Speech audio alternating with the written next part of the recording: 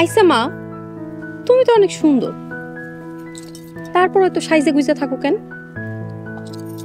হাসাডা কুমু নাকি মিসাডা কুমু? হাসাটাই কও। কেউ একজন কইছিল সবসময় সাইজা গুইজা থাকবো, এর লেগে আমি সবসময় সাইজা গুইজা থাকি। কে মা? আইসে রে ছাগলের সব, তুই এত কিছু জানতে চাস কেন? চুপ থাক। ভাবি সাহেব, একটা খবর শুনছেন? 3 জন নাকি গুম হইছে, আবার নতুন করে কি কেউ খুন হইছে নাকি কারো লাশ পাওয়া গেছে? তুই মা এসব কথা কইতে তোমার মুখে আটকায় না? ভাবি সাহেব, গতকালকে রাইতে মাস্টার সাহেবের বাড়িতে দা কুড়াল নিয়ে মানুষে হামলা করছিল, গোলাগুলিও হইছে। হায় আল্লাহ, এটা কি কও? মিলে মিলে, কি ব্যাপার? মিলে এরকম দৌড়ে কই গেল? জামাই বাড়ি।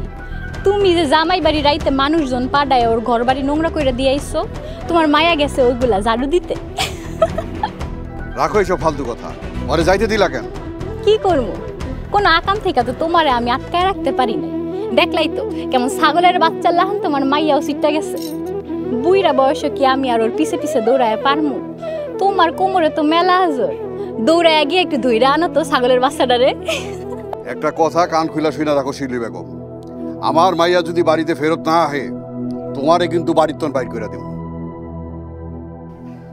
আচ্ছা ঠিক আছে, আমার বাড়ি থেকে বাইর করে দিলে আমিও মাস্টার বাড়িতে গিয়ে উঠবো। মাইয়া শ্বশুর বাড়িতে আমার একটা দাবি আছে না? কি কও সোনিয়া? ফালতু মহিলা।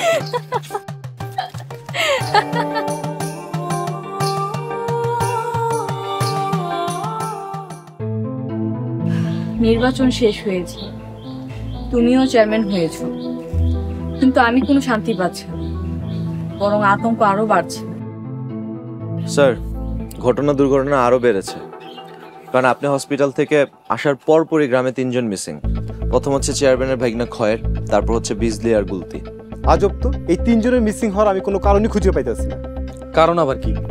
আমাকে কাছের কেউ কিছু করতে পারতেছে না, আমাকে যারা সমর্থন করছে এক গুম খুম করতেছে।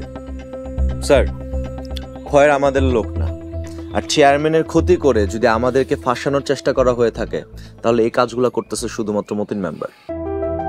আমি শিওর গত রাতে আমাকে উপরে হামলা করছে নাসিম আর মেম্বারের লোকজন। রাতুল, এবার তুমি একটা কিছু করো, এভাবে আসলে বাঁচা যায় না। আসলে ক্ষমতা শুধু পাইলেই হয় না, দখল করতে হয়।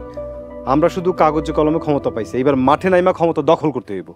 রাইট স্যার, তবে আপনাকে আরেকটু সুস্থ হতে হবে। রিয়াদ, বড় ভাই, ওই তারা নাকি আবার হামলা করছে? হ্যাঁ, দা রামদা লাঠি সোটা বন্দুক সব নিয়ে আইছিল ভাইজানের মারতে। আর তো চুপ করে থাকা যায় না, সবগুলো মাঠের লোকে মিশাই দেয় বড় ভাই।